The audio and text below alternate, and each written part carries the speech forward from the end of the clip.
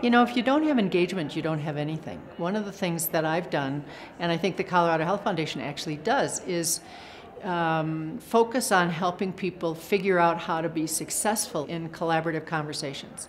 And I learned early on that if you want to have a problem genuinely be solved and solved for the long term, everybody around the table needs to see a win in it for them. And that's engagement.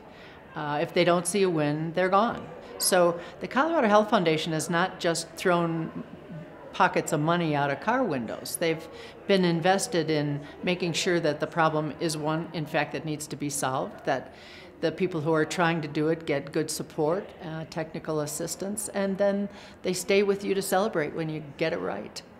What was reaffirmed for me this morning is you have to be working in a culture that where people feel valued and they all get it, that they're doing something important, or they don't do a good job. And if you don't do a good job, you don't have a good program, and good services aren't delivered. So this was a reaffirmation for me that how you're being in relationship with the job that you're trying to do is critical.